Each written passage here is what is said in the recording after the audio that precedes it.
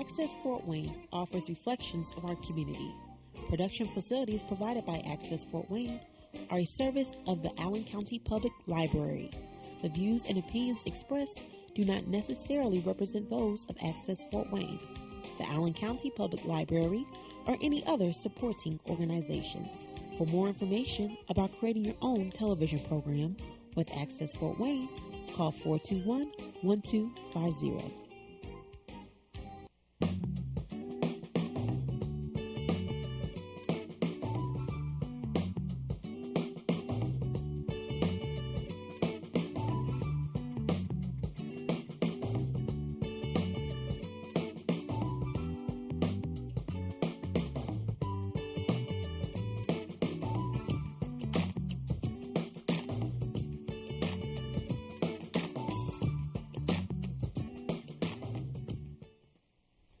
Hello, I'm John Dickmeyer. Welcome to Potpourri. Randy Ginder, how are you? I'm wonderful, John. I'm wonderful. I'm loving this fall weather. Oh, and it is lovely. Mm-hmm. It's cool and crisp. I know. So much nicer than hot and sweaty. And, you know, at 4:30 in the morning, when the dog wants to go out, you daresn't not, shall we say, forget her. You need to let our canine friend outside. And this morning when I let her out, she was about her business and back at the door. She's probably thinking, what happened? Yeah, it's awfully cold out here. Who's our guest today? This is Deb Jones, and she's going to share with us some information I think will be important for everyone because, like it or not, all of us are getting a little bit older every day, and she has information that will help to make our upcoming years better. And those areas have changed markedly in the last several years. My great-grandmother, when she entered a nursing home, literally went from being very, very independent to being totally cared for every minute. We don't do that exactly that way anymore, do we, Deb? No, it's really changed a lot. And I think it has to do with the culture, and it also has to do with finances and the changes in healthcare right now. I actually am with Lutheran Life Village's home care, and home care is just an extension of what you can do and have, what type of help you can have while you're at home, and not necessarily to prolong your time in the nursing home, but to help you just adjust better. I had for years been in home health, and home health is dictated by Medicare and by your physician. I always like to say your physician and Medicare are your boss when it comes to home health. Mm-hmm. Home health has to do with the medical side of it. So it would be physical therapy, occupational therapy, speech therapy, an RN, a CNA, all those types of things that are wonderful, and home health is needed. But home care that I'm with now is kind of like the companion with home care. When I was in home health, it really kind of bothered me because it was dictated how many hours you could be there in the day, how many days a week you could go, and for how long the service could be. I would leave a patient's house and I would think, oh my goodness, they need so many more hours than that. And with such a transient change in our society, we don't have family that live close. Or if we do, those family are working. And it's sad because they just can't get off work to take care of the loved one. So I really appreciate the fact that home care can give you those extended hours. I like to say that home care, our boss is our client, and we take care of their wants and their wishes. So staying at home becomes more practical when you have the help that you need. And that's the secret. I think if we look at it carefully, people do better when they're in an environment that they're happier with.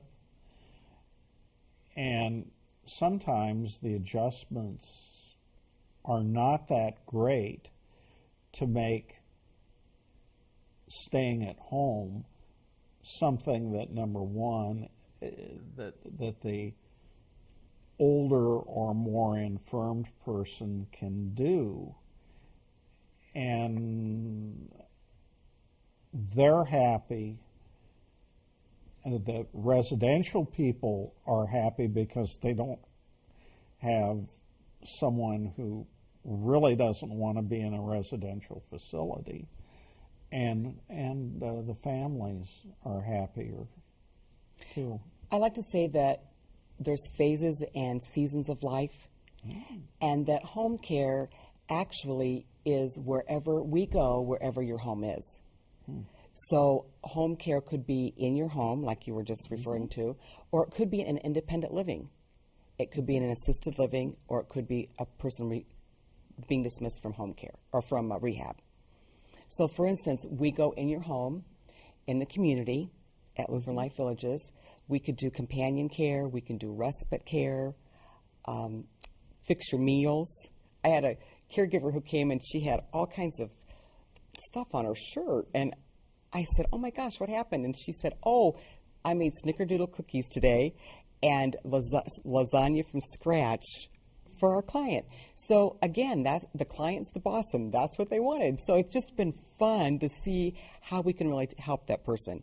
But then when the patient or the client goes into an independent living, my office is actually in the independent living building at Lutheran Life Villages on South Anthony, and we are still with that same client. Our duties change a little bit. Now we still do housekeeping. We still run errands. We still can do the transportation to the doctor, but now they're maybe going down for their meals in the dining room. So it just kind of changes, but we can still be with them. As the client transfers and their seasons of life change and maybe they need the assisted living, then we can go with them to the assisted living. Now we're going to it's going to be more errands. I like to say that we could shop for you. So you make the list and we'll fight the crowds. Okay, sounds good to me. It does. It sounds great to me, because if you don't have, let's say, if I were one of your clients, I don't really have family other than my wife here in town, and that's very, very common, that maybe there's no one in town that's a real close relative. And that's happening more and more.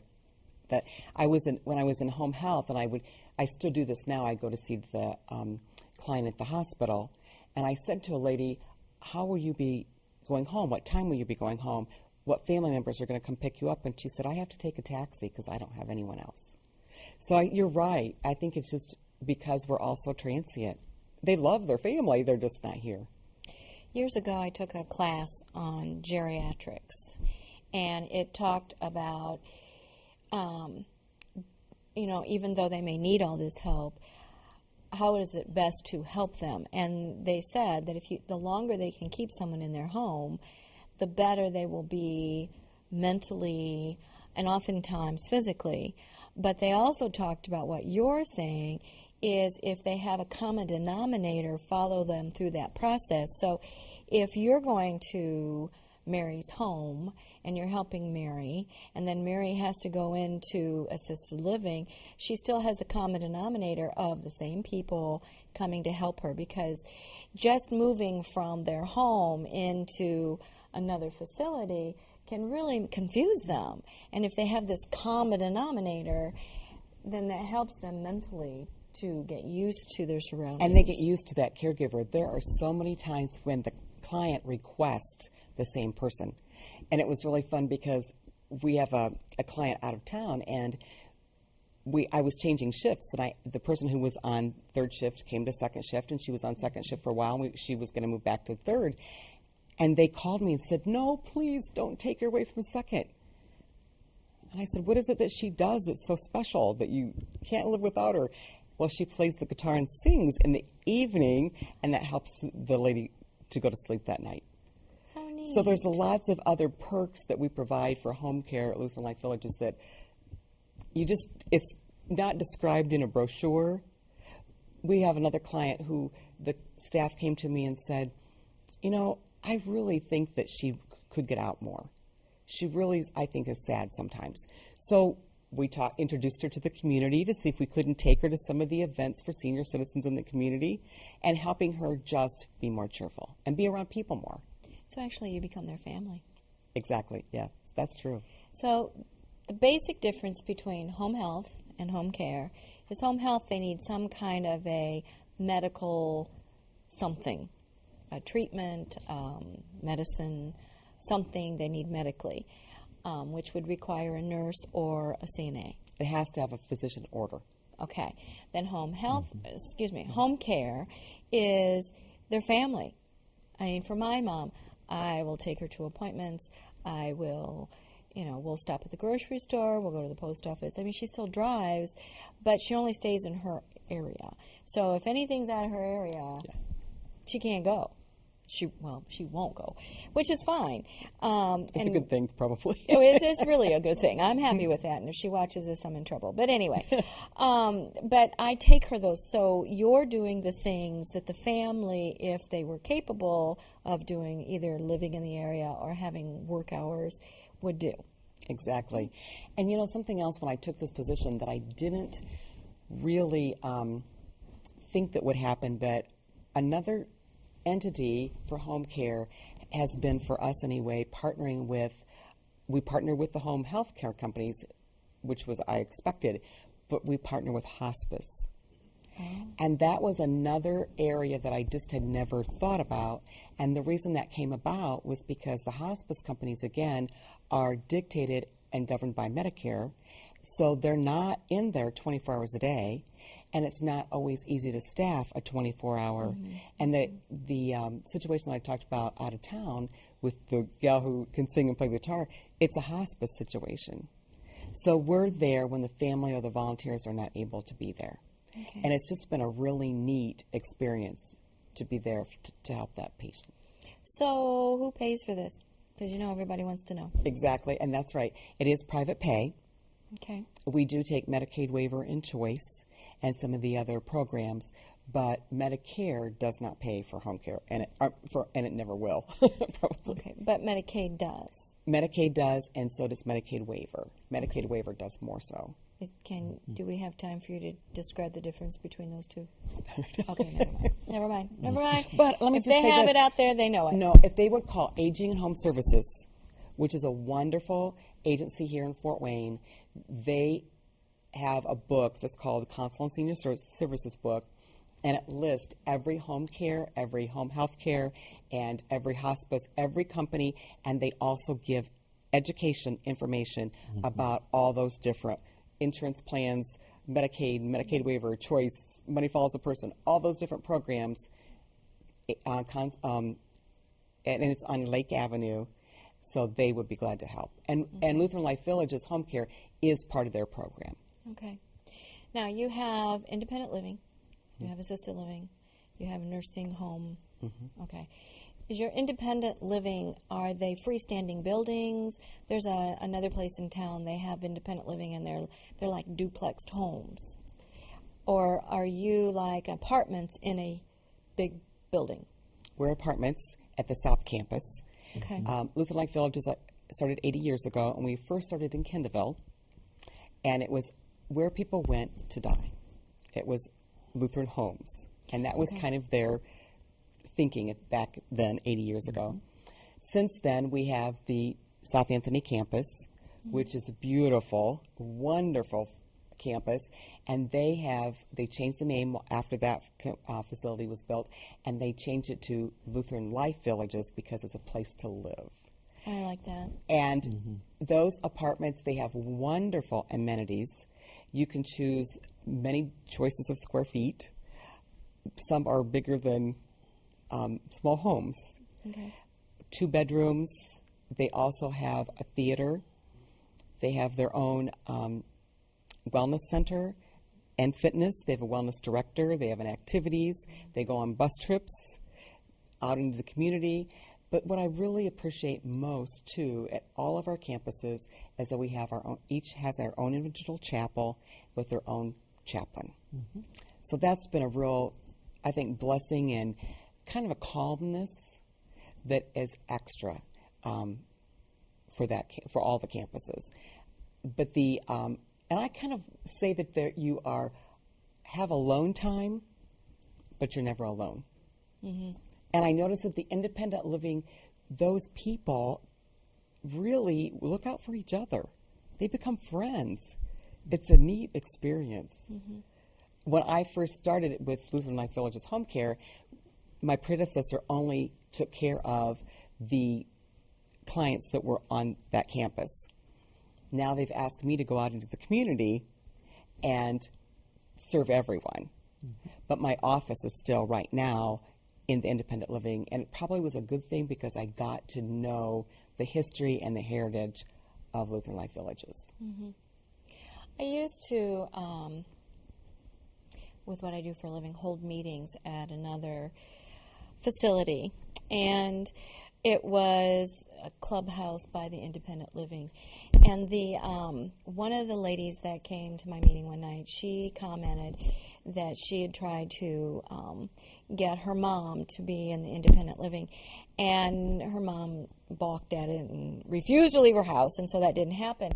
But she was talking about the financial part of it, and she said there were so many things she didn't know, didn't expect, didn't anticipate.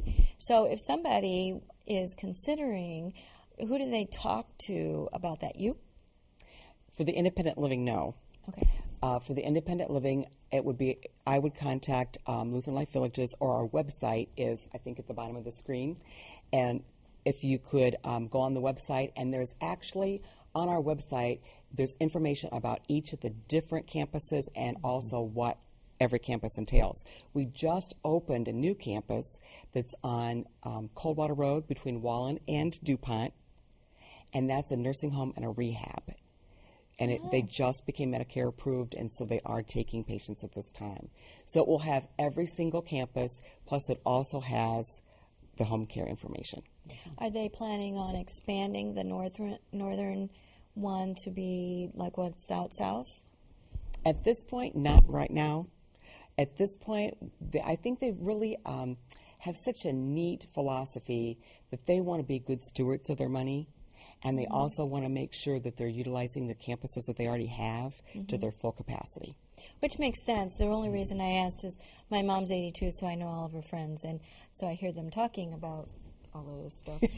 And one lady said one time that it wasn't you, it was somebody else. She wouldn't go there because all her family lived in another part of town. Oh. So, and it was really a nice place, but she wasn't going there because none of her family lived there. And you know, I hear that sometimes, but how often in some situations, how often does your family come to visit? And you're still in your home alone. And I'll have to tell you, you tried telling that to 80 people, 80-year-old people. That's true. But I know. I always, like when I was in home health and when I came into home care, I'm passionate about home care. I really see the benefits of how it can really help senior citizens. And I guess I'm so passionate because senior citizens, we all get to be one. So I wanted to get it right now. Sooner or later. That's right. It is better than the alternative. So It is. I won't complain. So, and I was so passionate about it, home care. I didn't really kind of put my blinders on. I didn't really even consider, independent living and assisted living. So now I think I have an appreciation that it depends on your health. It depends on how involved your family is. and it also depends on your stages and seasons of life.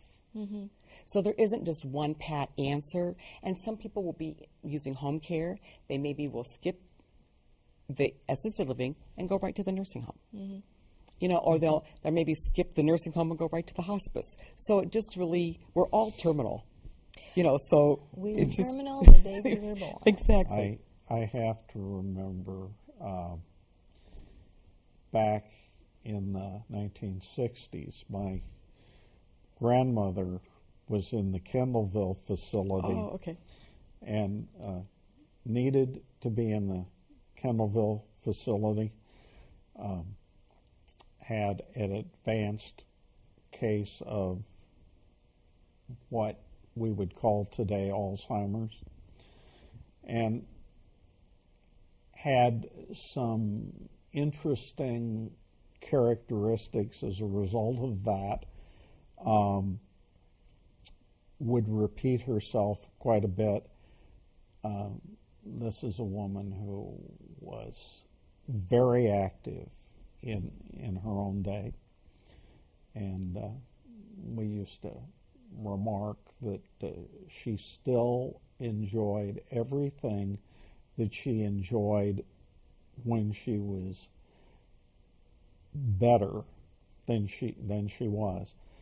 But we used to laugh a little bit about the crossword puzzles, because we would give her books and then she'd cut the answers out and put them in her palm. Oh. And still enjoyed every little bit of what she had enjoyed before.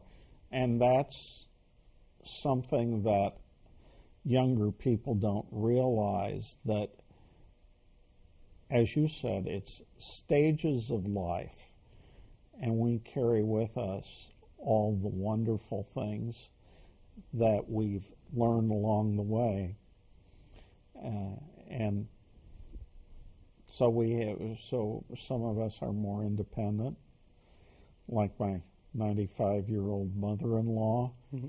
who still golfs and still walks the golf course.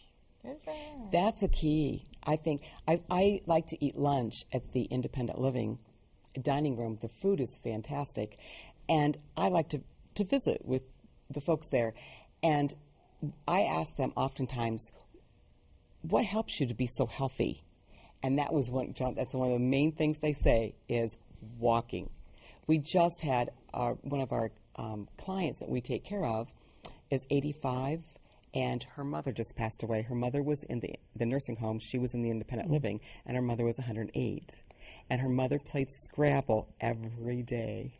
Oh, wow. So it's just, I really appreciate, and she has journals that her mother had journals of all of her life. Mm. I am excited about, I don't know if that's the right word, what is offered to us as we get older. You know, I used to be a paramedic, and you would go into these nursing homes, and many of them were horrible. And you'd have everybody there. And it was like the one-room schoolhouse. You had the people that didn't know where they were, and the people that just couldn't take care of themselves, but nobody was there to take care of them, and so they put them in there. And back then, the statistics showed that when they entered a nursing home, 48% of them were dead within a year to 2 years because they saw it as a death sentence. Now, with what you're offering at your different levels, I can see where they feel they still have influence. Mm-hmm. And they didn't feel that then, especially if their roommate was in a fetal position. And they would do that. Mm-hmm. And it's just so wrong. And most of the rooms now, too, are single rooms. So they don't have a roommate.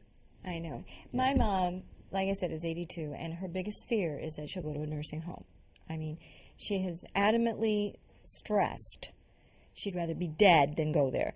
And so, you know, some of this stuff is great to share. She's fine. She takes care of herself. She's home. But it's nice to tell her you have more options than just going to that nursing home. And it's our generation of our age that actually help make the decisions for our parents. Sometimes not only just the parents.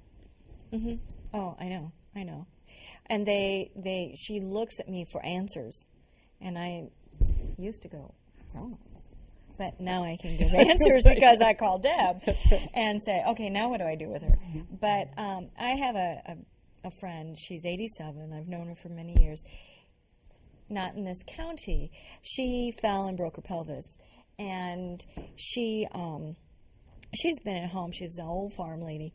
She's been at home forever, and she was in the hospital for a while. Then she went to the nursing home for rehab, and she has decided that she doesn't want to bother her children with home care, making sure that everybody's there. She's going to go into an assisted living facility, and she's very happy about that because she knows lots of people there, and she's very social. But, she had options. And she could make the decision, not somebody saying, well, we're going to stick you here. And we see a lot of people who start with home care at Lutheran Life Villages and then transfer into one of our campuses. But we work with the community, with home health and lots of different entities in the community. Don't you think once they have home health, have you come in, home care, they feel a little more comfortable? Yes. Yes. That, okay, maybe I can go to independent living. And it's nice that we let them be their own boss. Sure, they're not children. Yeah. So they tell us what they want. We take care of their wishes. And,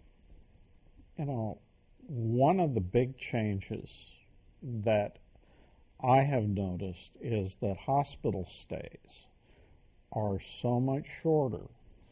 So if you would stay in a hospital for 2-3 weeks for something, now they get you out. Now you're kidding me. And with some of these people, they have to go into some sort of assisted living or home care, temporary or home care, depending upon exactly how much help they have around the home and how much care they need. So these are all decisions you can make. So You're can right. only Lutherans come to your facility? Oh, no. In fact, I'm asking that because that's something my mother would ask. okay, Are there in fact, only Lutherans there? it's a wonderful place to work and also to take care, but I'm not Lutheran. I know you're not, but you're not a resident. No, but so it's open to the community, to the public. It's That's for good. everyone. And with that, we're short on time. Thank you, Deb, for being with us. Randy, we've learned a lot, haven't we? Now we know where we're going. And you all have learned a lot. I'm John Dickmeyer, and this has been Potpourri.